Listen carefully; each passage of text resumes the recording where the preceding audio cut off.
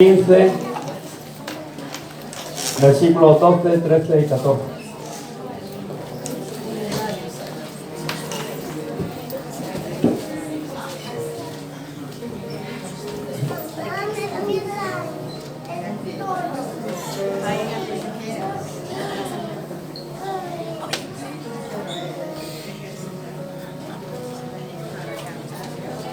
Primera de Crónicas 15.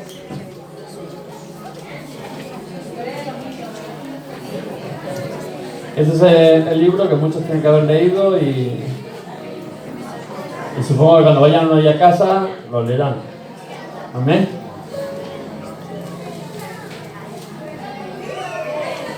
A ver si salen ya los niños y...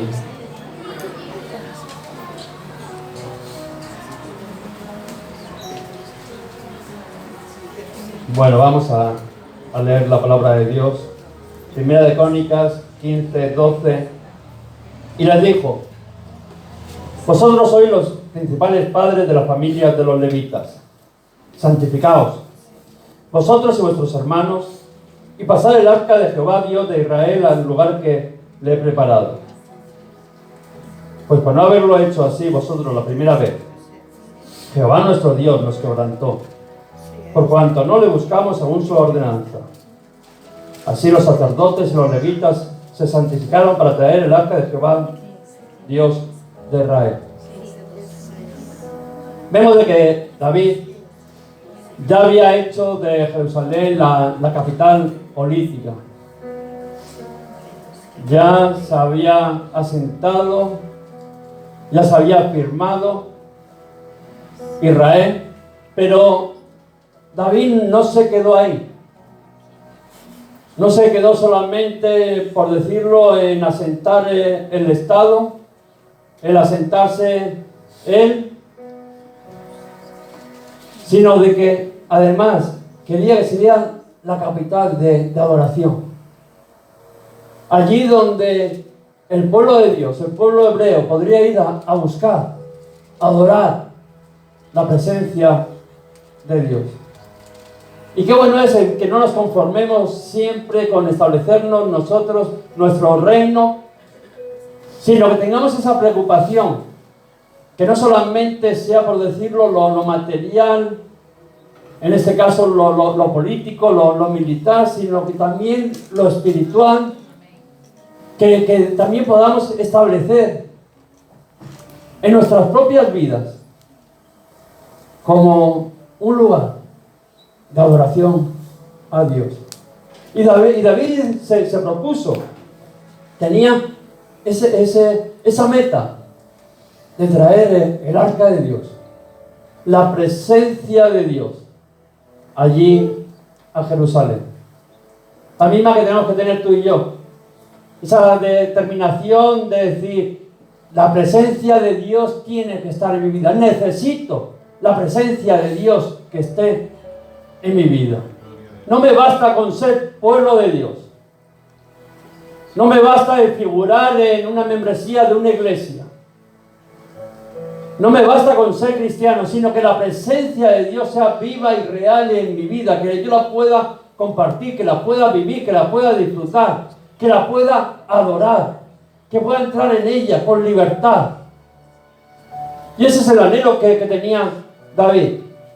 Y quiero que veamos un poco por qué tenía ese anhelo de traer el arca de Dios, la presencia de Dios allí a Jerusalén. Porque si nos remontamos a primera de Samuel, que también la leímos, por eso es importante leer la Biblia para luego poder entender los contextos, vemos de que el arca de Dios había sido quitada, robada, como le queramos llamar, por aquellos filisteos. Sabemos de que Elí, sus hijos, Elí el sacerdote, acordaros de que allí Samuel, como dice, se cría con él, aquel que tenía los hijos, del que no buscaban a Dios, que se aprovechaban del pueblo y de la posición, el padre que medio lo permitía, y salieron a la guerra contra los filisteos, y dice de que fueron derrotados. El pueblo de Dios fue derrotado cuando luchó contra sus enemigos. ¿Por qué? Porque era un pueblo alejado de Dios. Recordaros el poco discernimiento que tenía Elí cuando llegó allí Ana y se quebrantó y pensaba que estaba borracha y no se dio cuenta que estaba quebrantada delante de Dios. Cuando sus hijos hacían lo que les daba la gana, y él lo permitía. Cuando él vemos de que estaba allí en el templo y que estaba sentado y ocioso y pasando el tiempo, eso sí, en una posición cómoda. Pero fueron a luchar contra sus enemigos y fueron derrotados. Y nosotros muchas veces como cristianos también vamos a luchar contra nuestros enemigos y salimos derrotados. Pensamos porque como somos pueblo de Dios, como voy a la iglesia, como me llamo cristiano, no sé lo que queremos, el argumento que nos queremos poner, que tenemos que tener victoria, pero resulta que la realidad es que vamos a luchar contra nuestros enemigos y somos vencidos. Y fueron, pelearon y le vencieron. Y cogieron y dijeron, pues mira, ¿qué haremos? Porque salieron sin la presencia de Dios, sin el arca de Dios. Entonces cogieron y dijeron, volveremos, cogeremos el arca, iremos a luchar otra vez contra los filisteos. Esta vez sí que le ganaremos porque la presencia de Dios va con nosotros. Y cogieron ese arca y se fueron a pelear. Pero resulta que también fueron vencidos, derrotados. Y eso que el pueblo de los filisteos, cuando se enteraron que venían con el arca de Dios, que venían con la presencia de Dios, dice que tuvieron temor.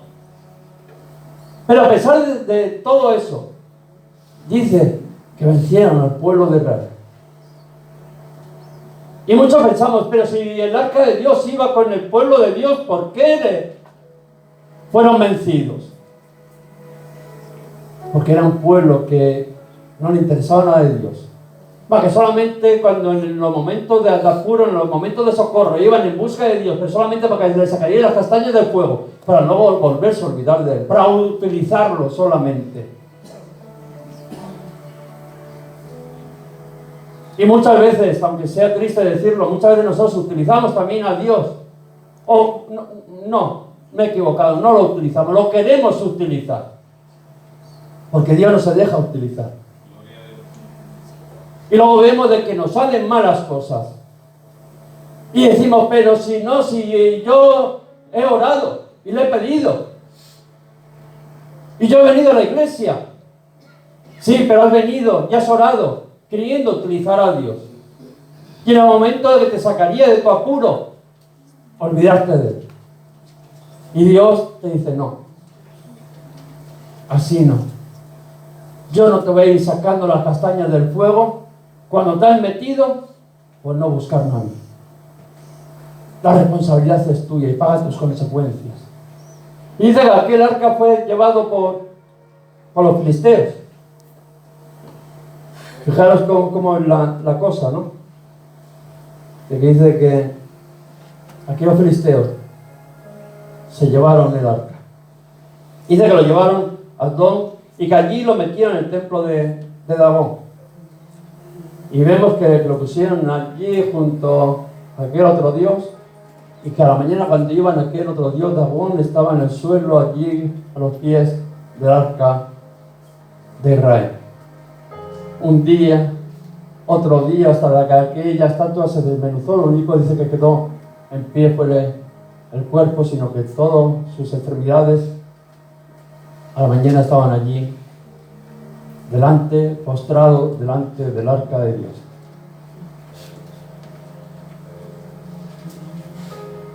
Y no solamente eso, sino que aquellos habitantes de Adón dijeron, esto no puede ser. El arca de Dios, el Dios vivo, el Dios de Israel, aquel que había vencido a los egipcios, aquel que les había hecho pasar el mar rojo, aquel que había derrotado a todos sus enemigos, está aquí y lo que va a hacer destruir a nuestro Dios. Dice, llamemos a los principales de los filisteos y que se los lleve. Que se los lleve. porque no trae más que maldición.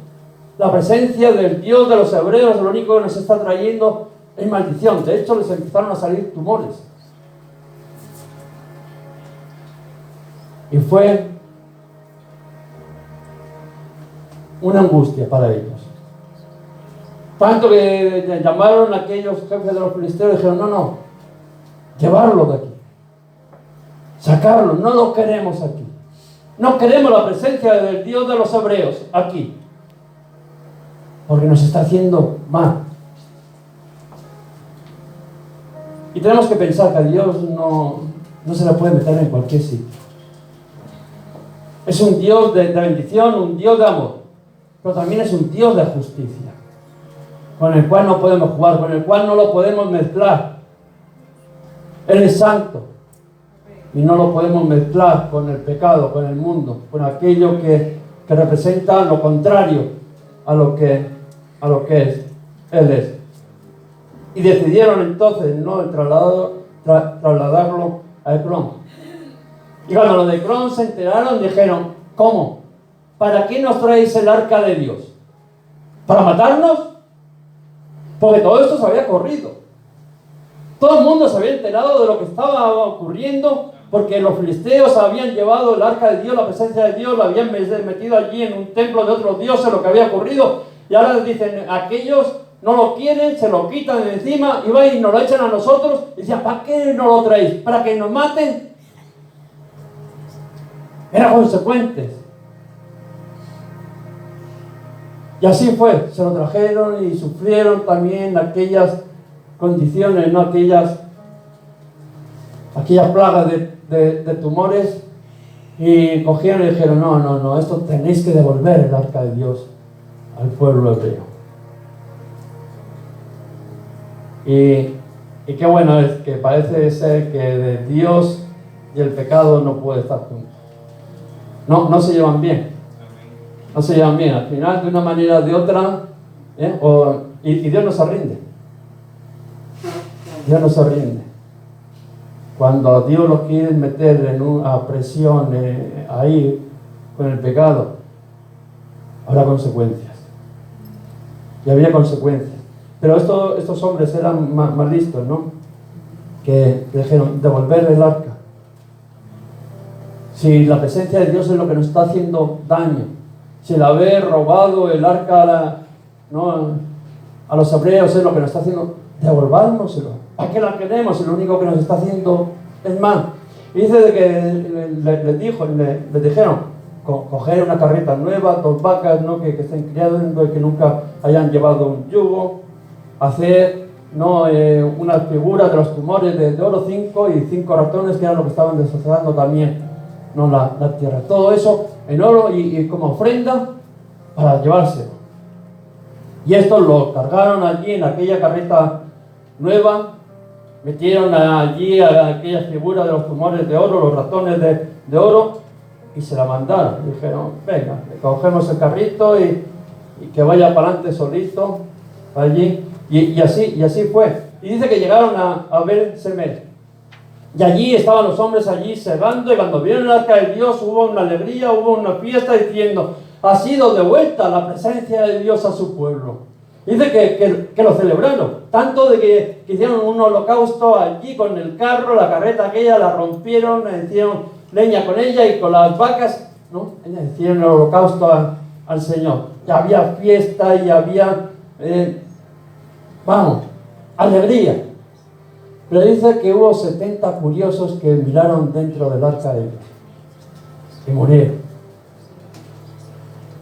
Fijaros cómo son las cosas. Parece que cualquiera que esté escuchando esta historia dice, no, pues es que mejor que el arca de Dios estaría lejos, mejor que la presencia de Dios esté lejos.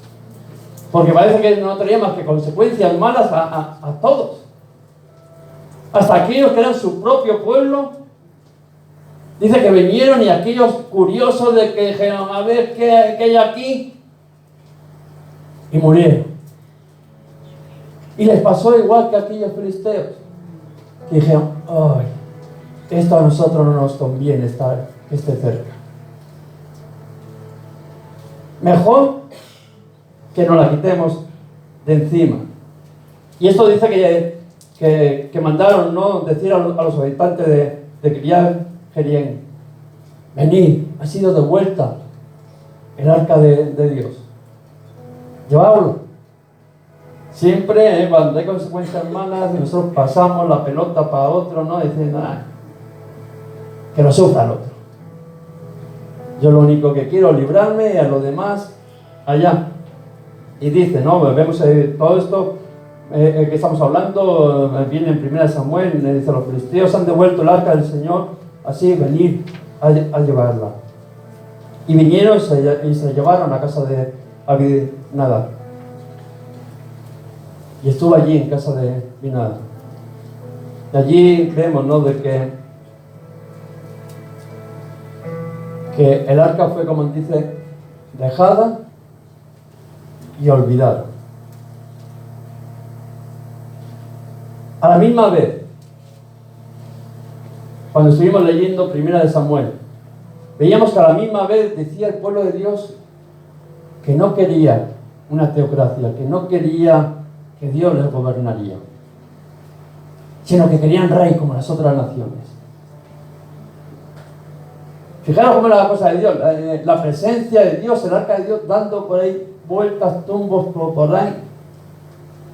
El pueblo de Dios olvidado totalmente de la presencia de Dios, y era pueblo de Dios. Y mientras tanto, que la presencia de Dios por ahí sin hacerle caso, ellos pensando: no queremos que nos gobierne, no queremos tener una dirección de Dios, sino queremos tener un rey como tienen los demás, un rey que lo podamos poner nosotros a aquel que nos interesa, aquel que podamos manejar, aquel que vaya conforme a nuestro pensar, que haga lo que nosotros decidamos. ¿Y cuántas veces a nosotros nos pasa lo mismo? No queremos sujetarnos a Dios y queremos buscar sustitutos de que nos digan aquello que queremos escuchar, y a ese es a que ponemos. Ay, no, es que este pastor me dice cosas que no me gustan, pero este no. Voy al que me gusta. Siempre buscamos aquello de que nos complace a nosotros y queremos, parece, como huir de aquello que Dios está determinando para nuestras vidas, aquello que Dios es la voluntad de Dios. Pero claro, ¿cuándo pasa estas cosas? Cuando tenemos a Dios por ahí, olvidado, de cualquier manera. Y nosotros también viviendo de cualquier manera y queriendo armar un sistema para poder seguir viviendo de nuestra manera, y además sin ningún tipo de condenación, como los otros pueblos, sin ningún tipo de responsabilidad. Pero vemos que cuando la presencia de Dios está lejos, tomamos decisiones equivocadas. Cuando la presencia de Dios la tenemos por ahí, tomamos decisiones equivocadas. Cuando en nuestra propia vida no leemos la Biblia, no oramos, no tenemos comunión con los hermanos, no buscamos la presencia de Dios, nos pasa igual que aquel pueblo, tomamos decisiones equivocadas. Y todos, no penséis de que todos, cada vez de que la presencia de Dios se aparta, nos hacemos más insensibles y al final tomamos decisiones que parece de que no van conforme a lo que Dios quiere. Y es así como tenemos que pensar, que no podemos desatender a Dios. Cuando le estamos dejando al lado, cuando dejamos de buscar sus cosas, cuando dejamos de buscar su presencia, estamos desatendiendo a Dios. Y nos viene ese pensamiento de que en vano es servir a Dios. ¿Para qué? ¿Para qué nos vamos a regir en esta teocracia? ¿Para qué vamos a ser gobernados por Dios si podemos poner un rey y nos va a ir mucho mejor, como a los otros pueblos? Ese es el pensamiento que tenían ellos, y ese es el pensamiento que muchas veces tenemos nosotros. Y vemos de que pidieron rey, y Dios les dijo: pues si quieren rey, toma rey. Luego verán ¿no?, lo que es estar en un yugo sobre un rey, las consecuencias que van a pagar. y pusieron a Saúl por rey. Pero vemos de que el arca de Dios seguía estando por ahí. Nadie, por decirlo de una manera, lo quería tener cerca por las consecuencias que había que pagar por tenerlo de cualquier manera.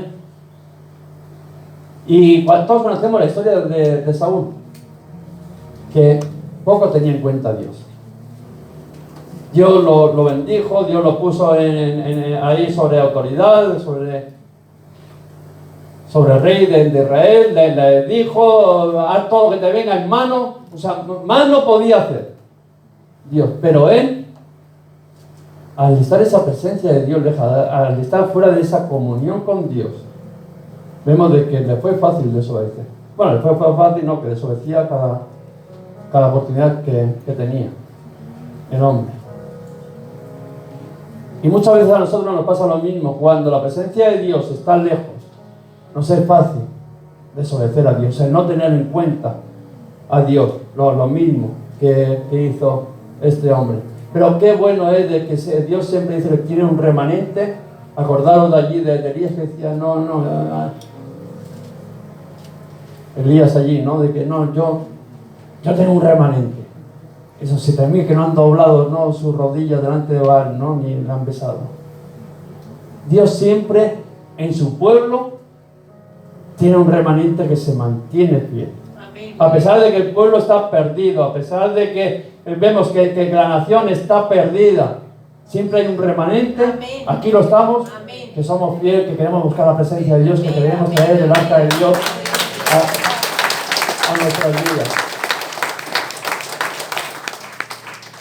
Y aquí estamos nosotros como iglesia, siendo ese remanente que decimos, tenemos que traer la presencia de Dios. Tenemos que buscar la presencia de Dios. Y no nos importa cómo vaya el resto del pueblo. No nos importa. Muchos piensan mejor tener a Dios lejos. Pero nosotros sabemos de que no, que es mejor tenerlo cerca. Y queremos. Y ahí estaba, Daniel, este hombre, de que quería traer en medio de su pueblo la presencia de Dios. Y quiero que en esta mañana veamos, que no solamente es el querer traer la presencia de Dios, sino que tenemos que saber cómo hacerlo. No basta con decir, yo quiero tener la presencia de Dios en mi vida. Claro, tú y todos. Pero vemos que no podía ser de cualquier manera. Que la presencia de Dios había ido a muchos sitios y más que de bendición, parece que venía maldición a sus vidas. No podía ser de cualquier manera. Y esta mañana quiero que veamos, cómo debíamos de hacerlo, cómo saber, cómo hacer el traer esa presencia de Dios a nuestras vidas y que sea de bendición. Vemos que David decide traer el arca de casa de Abinadab. Había estado ya allí por un tiempo largo en aquella casa, medio olvidada. Somos pueblo de Dios, pero ya nos habíamos acostumbrado a estar sin Dios, como muchas veces pasa en las iglesias, que somos pueblo de Dios, pero ya nos hemos acostumbrado a estar sin Dios, ajeno a las cosas de Dios, a no escuchar la voz de Dios, y mucho menos pedirle consejo a Dios. Y dice de que David dice, no, es hora de traer la presencia de Dios aquí a Jerusalén, de hacer de Jerusalén punto de adoración a Dios. No solamente que vaya bien en lo material, sino también en lo espiritual, que la presencia de Dios también esté aquí con nosotros. Y dice que consultó a sus comandantes, a sus capitanes, a todos los importantes de Jerusalén, que llamó también a todo el pueblo de Israel y los consultó, y a veces estaban de acuerdo en traer el arca. Y la respuesta dice que les pareció razonable, porque el arca había estado descuidada durante mucho tiempo. Y seguramente que cuando nosotros nos ponemos a pensar, hay que traer la presencia de Dios a nuestras vidas, todos vamos a decir, pues me parece razonable, sí, es bueno que traigamos la presencia de Dios a nuestras vidas. ¿Amén? Amén. Amén, ¿no? Amén. Eso es lo que dijeron ellos. Y David, eso es lo que él pensaba, diciendo, no, voy a consultar a ver qué les parece. No, si les parece bien, ¿O les parece mal? Parece que no lo tenían muy claro. Porque era el rey, podía haber dicho, no, traigo la presencia de Dios. Sino parece como que de una manera u otra quiso también agradar a todos aquellos que estaban por debajo, diciendo, ¿qué os parece? Y gracias a Dios que le dijeron que les parecía bien. Y entonces dice, nos parece razonable, ha sido olvidada, ¿no? Desde el tiempo de Saúl ha estado ahí olvidada y nos parece razonable que la traigamos. Pero vemos de que aparentemente, a pesar de que aquellas intenciones parecían buenas, muchas veces, aunque parezcan, no son tan buenas. Muchas veces pedimos y consultamos a personas que tenemos a nuestro alrededor. Consultamos cosas y nos dan su opinión. Y son buenas, aparentemente buenas. Pero eso no quiere decir que sea lo que Dios quiere. Tenemos que aprender muchas veces, ¿no? Porque lo importante es consultar a Dios, cosa que no hizo David. David se fue y preguntó allí, como dice, a todo el mundo, hasta los perros, a ver si le parecía bien o mal traer la presencia de Dios, pero al que no fue y le preguntó fue a Dios. Y eso nos enseña de que nosotros tenemos que, en primer lugar, preguntar a Dios qué es lo que debemos de hacer. Los hombres te pueden dar sus pensamientos y además con las mejores intenciones y estar convencidos que es lo mejor, pero eso no quiere decir que sea lo que Dios quiera. Y de hecho muchas veces nosotros hemos hecho cosas pensando que son buenas y luego hemos visto que a Dios no le han agradado. Y David, vemos de que sí, consultó a todo el mundo menos a Dios. Y eso nos tiene que hacer reflexionar, porque muchas veces nosotros consultamos a todo el mundo, pedimos opinión a todo el mundo, menos al que le tenemos que pedir verdaderamente la opinión, que es a Dios. Y no nos tiene que importar tanto la opinión de los demás, sino que nos tiene que importar la opinión que Dios tiene. Muchas veces damos por hecho, porque como es buena la idea, ya damos por hecho de que sí, que es bueno. Pensamos que podemos traer a Dios o no traerlo según el pensamiento de los demás. Lo que decidamos entre todos, eso hacemos. ¿Cómo que lo que decidamos entre todos, eso hacemos? Será lo que decida Dios. Es lo que tendremos que hacer cada uno para nuestras vidas. Yo no puedo llevar mi vida, yo no puedo llevar mi relación con Dios conforme a lo que tú piensas que yo tengo que hacer. Sino yo tendré que consultar con Dios, yo tendré que tener una relación con Dios para saber qué es lo que Dios quiere de mi vida. Y eso es lo que a mí me tiene que importar. No lo que decidan los demás, porque los demás, ¿qué decidieron?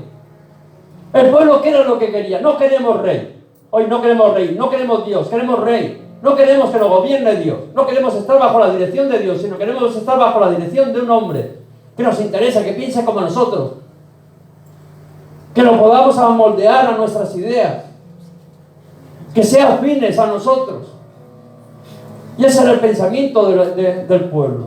Y muchas veces el pensamiento y las opiniones que damos todos a otros son conformes a nuestros beneficios, a nuestros intereses, y no a los de Dios. Y por eso tenemos que ver, ¿no? De que no tiene que importar la opinión de los demás. Y que no podemos traerlo de cualquier manera, que si nos parece bien lo traemos y si no nos parece bien no lo traemos, no. O si lo traigo de la manera que a mí me da la gana, de la forma que a mí me da la gana. Si busco a Dios, lo busco de la manera que a mí me da la gana. ¿Cuántas veces hemos oído eso? Igual hasta las hemos dicho. No, yo busco a Dios, pero lo busco a mi manera. ¿Lo has dicho alguna vez? ¿Lo has oído? No, sí, yo con Dios, pero a mi manera. No como Él dice, sino como a mí me da la gana. Eso es lo que al final estaba reflejando aquel pueblo. Que a mí nadie me tiene que decir cómo hacer las cosas. Contento tenía que estar. Dios, que lo voy a traer aquí, a Jerusalén. Y muchas veces nosotros decimos lo mismo. Contento tenía que estar Dios de que voy a la iglesia. Contento tenía que estar Dios que le busco. Contento que le dejo entrar en mi vida. Eso es lo que muchas veces decimos por desgracia, por vergüenza nuestra. Y que no somos los únicos. Vemos de que ya esto parece que se hereda. Se va pasando de generación en generación. Nos ha llegado hasta ahora. Esos pensamientos de pensar que nosotros podemos hacer las cosas como nos da la gana. Y vemos que ¿cómo hizo David? David dijo, sí, vamos a traer el arca, pero al final eso, dijo, a mi manera. Bueno, no a su manera, porque dice que imitó los métodos de los filisteos. Todavía mucho peor, todavía mucho peor. Dios había dado instrucciones allí en el Sinaí de cómo debía de ser llevada el arca. De hecho, les habían hecho unas anillas, les habían puesto allá, no tenían ahí unas varas para meter por aquellas anillas que no podían tocar el arca y lo tenían que poner entre los hombres y por llevarla. Y sin embargo, vemos aquí, ¿no? De que a David no le importó eso. El arca no se podía tocar. Tenía que ser llevado por levitas. Y a David todo eso como que le pareció que quedaba lo mismo. David utilizó aquellos métodos, imitó los mismos métodos que habían utilizado los filisteos. Y muchas veces nosotros queremos imitar los mismos métodos que utiliza el mundo. Queremos traer la presencia de Dios a nuestras vidas, pero con los métodos que utiliza el mundo. Y allí coge David y lo mismo. Cogía una carreta. El mismo método de que utilizaron aquellos filisteos es el que utilizó David para traer al arca. Eso sí, la carreta nueva. Que no diga que le hemos llevado una usada y que a más sucia. No. Un coche a estrenar. Que no se me queje. Que no se me queje que le he dado lo mejor. Pero es que no quiere lo mejor, quiere lo que él te dice. Y así es lo que utilizó David. Y como digo, y nosotros muchas veces tenemos ese pensamiento que podemos traer la presencia de Dios a nuestras vidas, pensando con nuestro pensamiento y nuestras intenciones muchas veces queriendo ser buenas. Que no estoy diciendo de que nuestras intenciones no sean buenas, pero pensando que nosotros sabemos más que Dios y que podemos hacer mejor que Dios y que todos somos mejor que Dios. Y entonces nosotros decidimos cómo debemos hacer las cosas porque Dios se ha equivocado. Y además le voy a poner una carreta nueva para que no se queje. Voy a ir con el Mercedes allí, le voy a coger y le voy a decir, móntate porque tú te mereces montarte en un Mercedes y yo te voy a traer aquí. Utilizando aquel mismo método que habían utilizado los filisteos. ¿Para qué? Acordaros para qué les habían metido la carreta nueva, las vacas, las figuras de oro, para quitárselas de encima y decir, a ver si cuando ven todo eso bonito y así, dicen, me lo quedo, para venderlo, ¿no? Como cuando te venden el burro ahí ya viejo y tal, y te lo pintan, ¿no? Que es un burro joven y fuerte y que trabaja mucho, ¿no? Allí se lo pintaron bien y dijeron, toma, para vosotros. Y David de una forma u otra también dice, yo lo voy a pintar bien, lo voy a adornar bien. Y muchas veces nosotros sabemos adornar. Queremos que venga la presencia de Dios a nuestras vidas y le damos ahí una capa de pintura, arreglamos chapa y pintura por fuera y venimos y somos pajaritos espirituales por ahí. Ay, no. Pero Dios te dice, a mí todo esto me sobra. ¿Qué le dijo a Saúl? Mejor es la obediencia que holocausto, que sacrificio, pero yo te he pedido todo esto. ¿Tú crees que yo me vendo? Y tenemos que pensar muchas veces que lo que estamos haciendo si es verdaderamente para Dios. Y si es para Dios, lo único que tenemos que hacer es lo que Dios nos está mandando. No otras cosas pensando de que es mejor que lo que Él nos está diciendo. Y en este llevó la carreta, lo metió allí, y todos conocemos esa historia, que iban por el camino, iban todos dirigiendo, y uno de ellos era Uza, y dice de que aquellos bueyes como que tuvieron allí un bache, un problema, el arca que se movió, Uza echó la mano, y dice que al instante fue muerto. ¿Qué cosa? Fijaros cómo la cosa, porque es que estos capítulos, cuando uno los lee, dice pues no sé si me voy a acercar mucho a Dios, porque las consecuencias parece que son malas. Y allí echó la mano y vemos de que fue muerto Uza. Pero no era solamente por tocar el arca, que no podía. Es verdad que no podía tocar. Pero yo sinceramente pienso que era algo más. Como si Dios necesitara de su ayuda. Ay, pobrecito, que se va a caer. Amén. Ay, no te preocupes, que estoy aquí para salvarte. Adiós. Tranquilo, que yo estoy aquí. Y muchas veces nosotros pensamos que Dios necesita de nosotros, que no, pobrecito, no va a sobrevivir solo. Como yo no venga a la iglesia, Dios se hunde.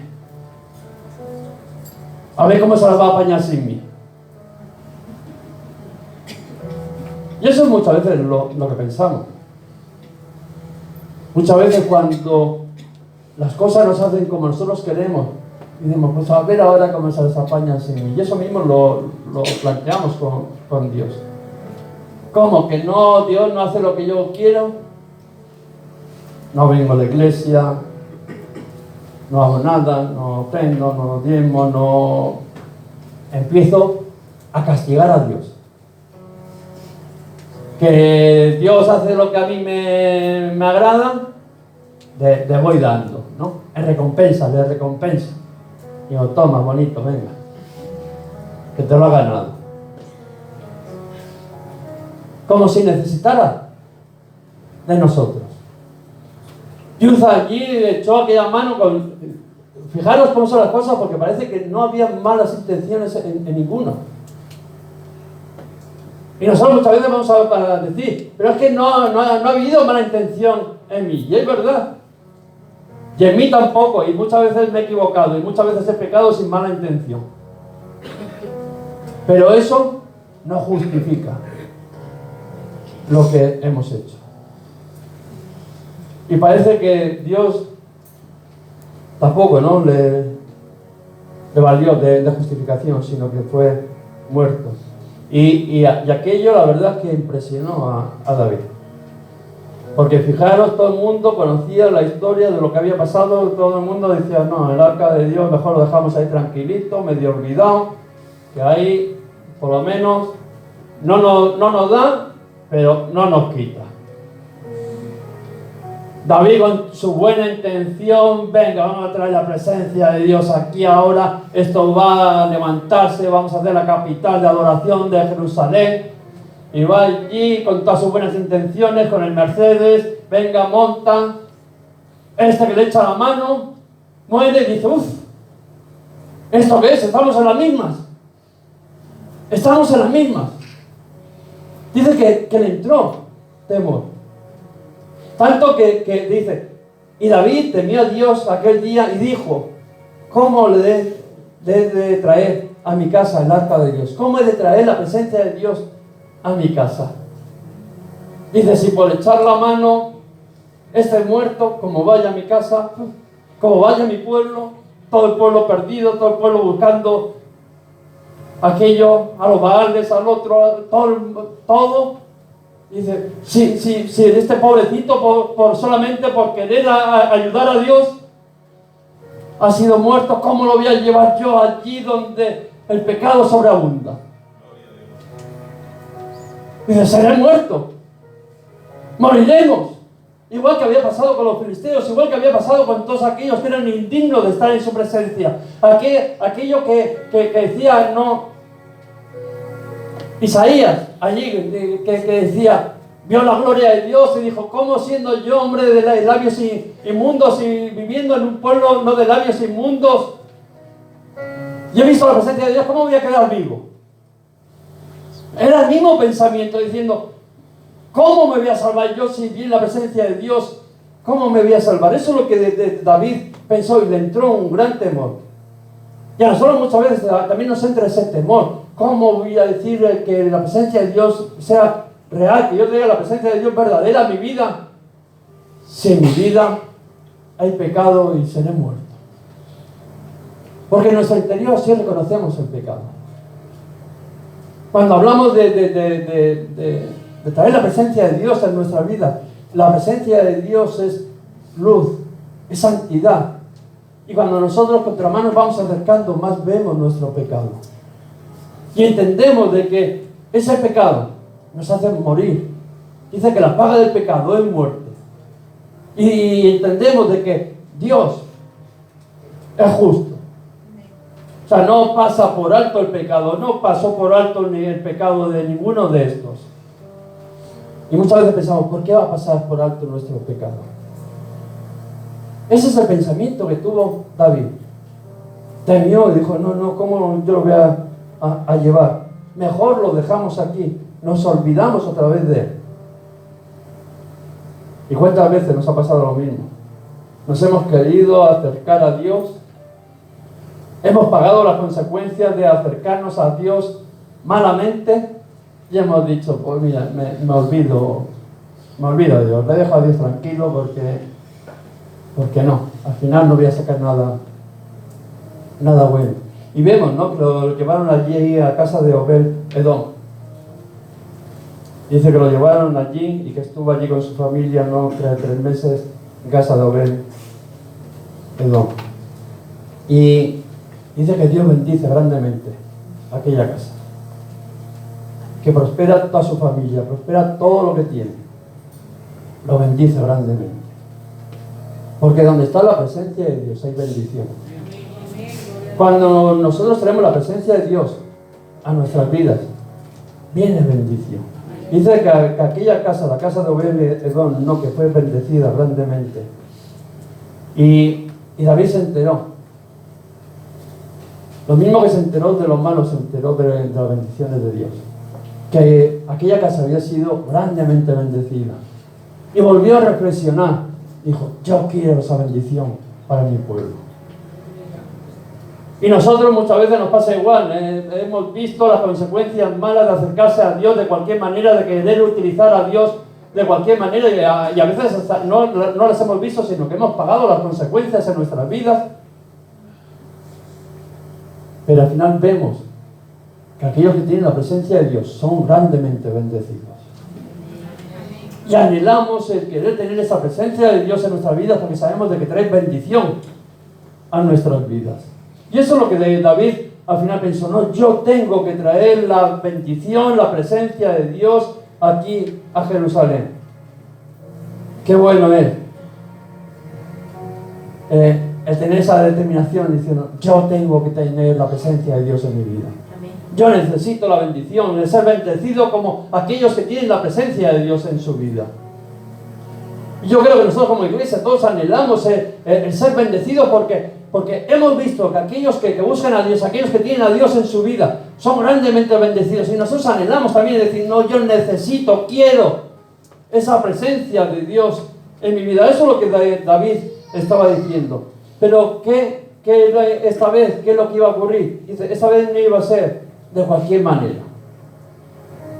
Ya se había dado cuenta de que la primera forma que había utilizado no le había dado resultado, sino que no podía traer la presencia de Dios, el arca de Dios, de cualquier manera. Y nos tiene que enseñar que muchas veces decimos, no, es que a mí Dios me ha fallado. No, Dios no te ha fallado, tú eres el que ha fallado. Tú eres el que has querido utilizar métodos iguales mundanos para que la presencia de Dios, las bendiciones de Dios vengan a tu vida. Pero David entendió, dijo, yo no puedo traer el arca de Dios de cualquier manera. Y qué bueno es que nosotros entendemos que no podemos traer la presencia de Dios a nuestra vida de cualquier manera. Si hemos fallado con métodos anteriores, hemos fallado, algo hemos hecho mal. Y David se puso a pensar y dijo, no puede ser traerlo así de cualquier manera. Dice, entonces, dijo David, el arca de Dios debe ser llevada sino por los levitas, porque a ellos ha elegido Jehová para que los lleve el arca de Jehová y les sirvan perpetuamente. Dice, ya no podía ir uno cualquiera y coger el arca de Dios y traerlo, sino que tenían que ir los levitas a hacer aquel trabajo. Aquellos que estaban consagrados, dedicados al servicio del Señor. Y nosotros tenemos que entender que nosotros somos también consagrados, separados para el servicio de Dios, para cualificados, escogidos por Dios, para poder traer la presencia de Dios a nuestras vidas. Y les dijo, no a aquellos levitas, santificaros para que trasladéis el arca. Había que santificarse, había que limpiarse, había que quitar el pecado de sus vidas para poder ir y traer la presencia de Dios allí. Dice, por no haberlo hecho así la vez anterior, Dios nos quebrantó. Ahora te das cuenta, ¿no? Porque te salió mal la primera vez. Lo quisiste hacer a tu manera. Pero sin embargo, esta vez dice, no. Dice, santificaros y que los levitas traigan el arca a hombros, sin tocar el arca, la presencia de Dios. Y esta vez sí que trajeron el arca a Jerusalén. Qué bueno es. Cuando uno se dispone, cuando uno se acerca a Dios, cuando uno se santifica delante de Dios, dice que la presencia de Dios, esta vez sí vino con David a Jerusalén. David se había vestido con el efod de lino fino. También los sacerdotes habían vestido con aquella vestidura sacerdotal que representaba no solamente a él, sino a todo el pueblo. Aquellas dos piedras que van grabadas los nombres de cada una de las tribus. Iba allí y se puso delante de Dios.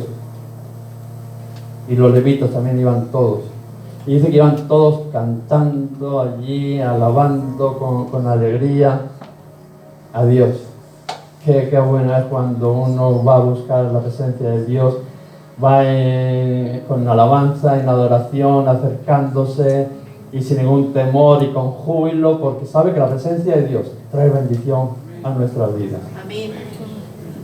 Y hermanos, tenemos que cuando queremos buscar a Dios, tenemos que ir con alegría, con gozo, sabiendo que Dios nos va a bendecir. Amén. Que la presencia de Dios está cercana, que estamos capacitados para poder entrar delante de esa presencia de Dios. Y a David ya no le importó aquello que pensaban los demás, ya no pidió la opinión de los demás. Qué bueno es. Ya que no nos importe lo que diga el de al lado no te va a salvar. O sea, un ciego guiará a otro ciego. Te va a ayudar aquel que está peor que tú. Que no te importe lo que digan los demás. Si los demás ni te pagan el alquiler, ni te dan de comer, ni nada. Que no te den una palmadita, que te critiquen. No te preocupes. Muchos te van a criticar. Muchos van a hablar mal de ti. Pero dice, bienaventurado cuando hablen mal de vosotros, mintiendo. Date por bendecido por el Señor. Y solamente no le importaba no la opinión de los demás, sino que solamente quería agradar a Dios y que la presencia de Dios volviera. Iba allí danzando, alabando con los instrumentos, bla, bla. Según lo relatan, era algo de que la gente se sorprendía del mismo rey y allí cómo danzaba, ¿no? Y todo, tenemos alabanzas, ¿no? Que decía, ¿no? Así danzaba, ¿no? David. ¿Por qué? Porque era de una manera que no le importaba nada ni nadie de lo que... Y puso, trajo el arca, lo puso allí en medio del pueblo, dice que hicieron holocaustos, que hicieron sacrificios, y bendijo a todo el pueblo, y puso ministros que alabasen, que lo hacen, que contaran las grandezas de Dios allí en medio del pueblo, y para que recordasen, ¿no? Y confesasen todo aquello que Dios había hecho. Qué bueno es que no solamente nos quedemos en traer la presencia de Dios, sino que haya un agradecimiento en nuestras vidas y contemos y glorifiquemos a Dios y haya en nosotros el querer contar todas esas virtudes de que Dios ha traído a nuestras vidas. Y David hizo un salmo, ¿no? de acción de gracias. Lo podíamos leer ahí en Crónicas 16, que espero que lo hayáis leído esta semana. Dice: alabar a Jehová, invocar su nombre, dar a conocer en los pueblos su obra, cantarle a él, cantarle salmos, hablar de todas sus maravillas. Sigue, no lo vamos a leer porque es muy largo, pero estaba allí David gozoso y explotaba ya de gozo, de alegría, diciendo: la presencia de Dios ya está aquí, la bendición de Dios ya está aquí. Y nosotros somos igual, somos llamados a contar las virtudes de aquel que nos llamó de tinieblas a su luz admirable. Nosotros somos aquellas personas que hemos sido, dice, escogidos, linaje escogido, real sacerdocio, nación santa, pueblo adquirido por Dios. ¿Para qué? Como hizo David, para contar, ¿no?, aquellas maravillas que Dios había hecho en nuestras vidas. Qué bueno es que nosotros, a pesar de que estamos separados de Dios, igual que aquel pueblo, acordaros cómo estaba aquel pueblo, ajeno a las cosas de Dios. Fijaros cómo Pablo lo describe a los Efesios. En aquel tiempo estabais sin Cristo, ajenos, como estaba aquel pueblo hebreo, ajeno a las cosas de Dios, allí olvidadito en un rincón, allí vamos a dejarlo tranquilo, ni nos metemos con él ni que él se meta con nosotros, que pase desapercibido. Dice: alejado de la ciudadanía de Israel y ajenos a los pactos de la promesa, sin esperanza y sin Dios en el mundo. Pero ahora en Cristo Jesús, vosotros que en otro tiempo estabais lejos, habéis sido hechos cercanos por la sangre de Cristo. Dice: vosotros que en otro tiempo estabais lejos y además no teníais posibilidad de poderos acercar, porque la justicia de Dios habría venido sobre nuestras vidas y habríamos sido como aquellos hombres que se acercaron indignamente, muertos. Dice: habéis sido acercados ahora a la presencia de Dios a través de la sangre de Jesucristo. Tú y yo ahora nos podemos acercar a la presencia de Dios con plena libertad. Dice: así que, hermanos, teniendo libertad para entrar en el lugar santísimo por la sangre de Jesucristo, dice: acerquémonos pues confiadamente al trono de la gracia para alcanzar misericordia y hallar gracia para el oportuno socorro. Tú y yo tenemos esa libertad de poder entrar delante de la presencia de Dios,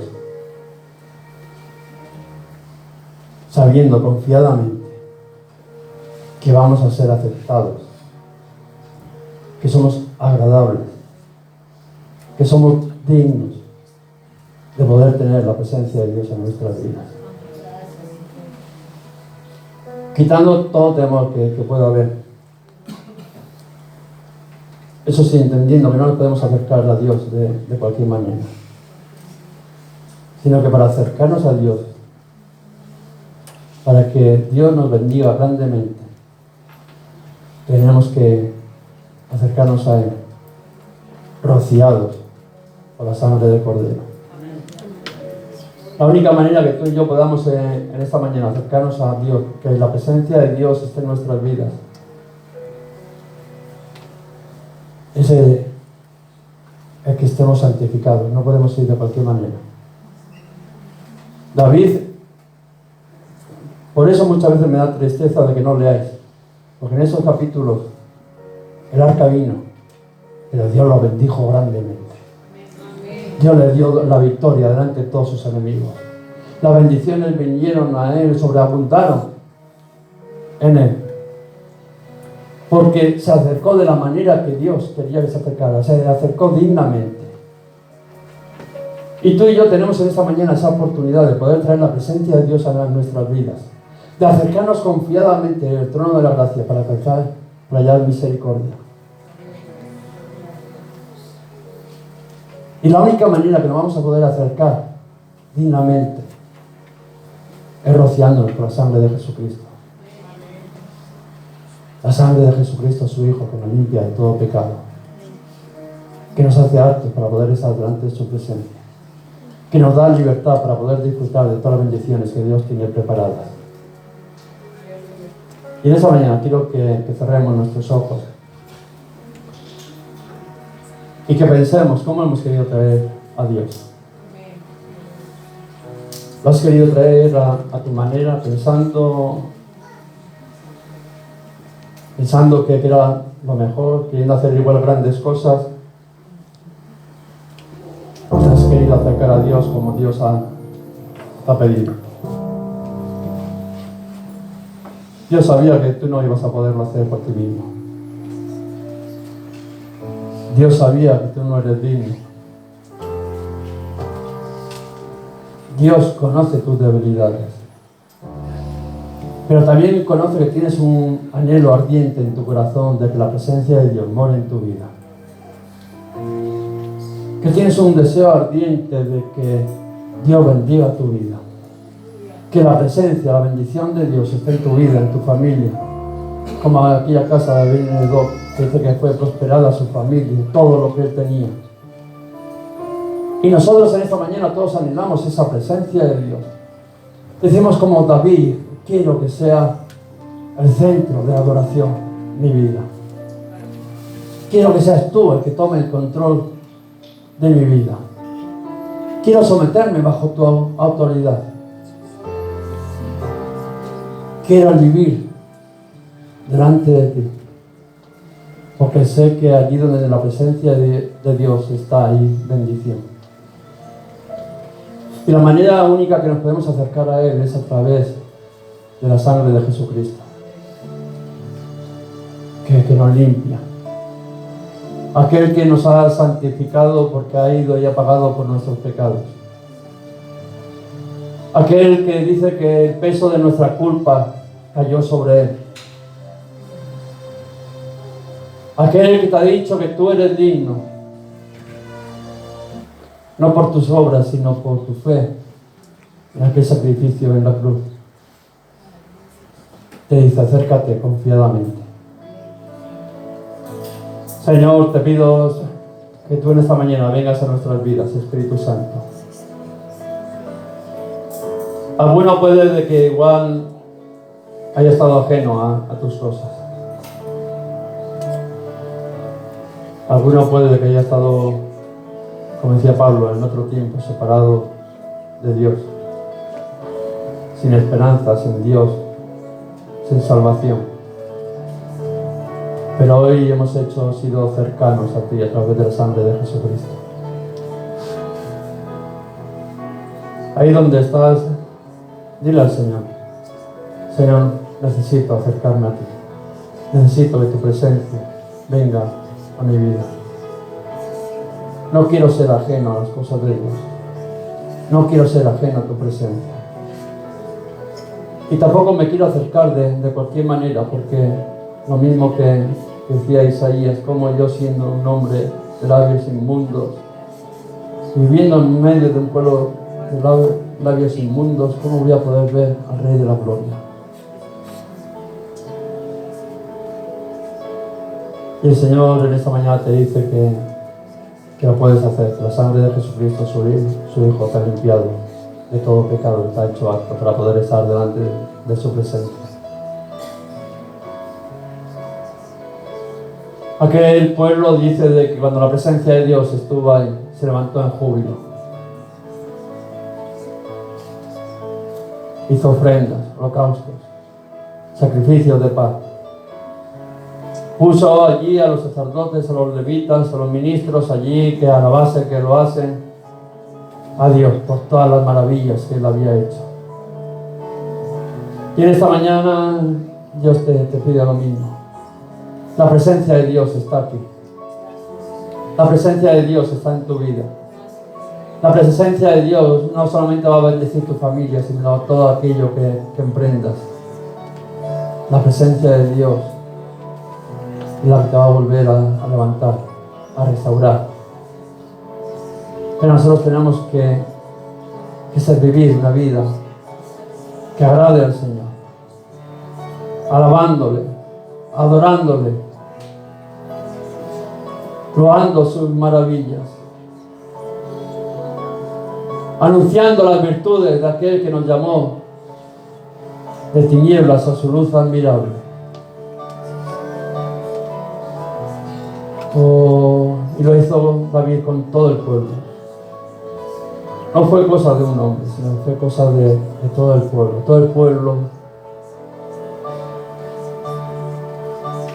se acercó a Dios. Todo el pueblo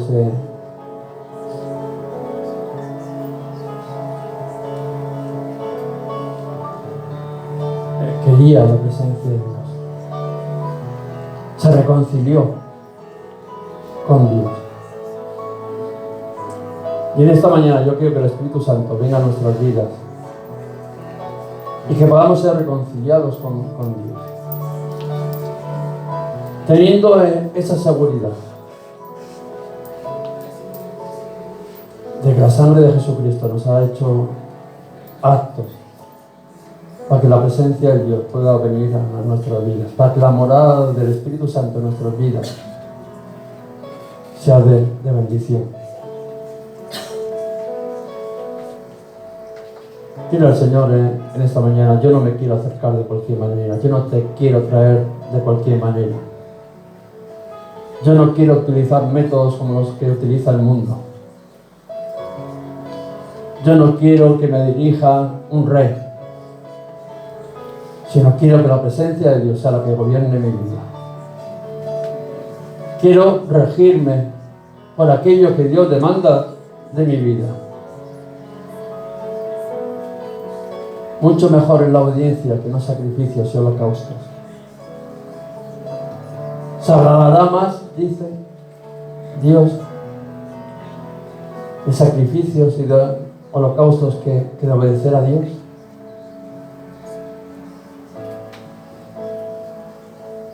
Y Dios fue con su pueblo. Y como hemos dicho, a David le dio la victoria delante de todos sus enemigos. David fue bendecido, fue prosperado, porque la presencia de Dios estaba con su pueblo.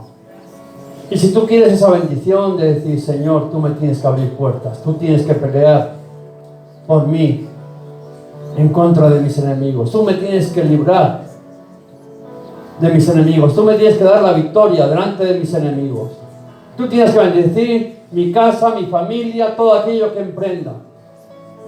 Necesito que tu presencia esté conmigo.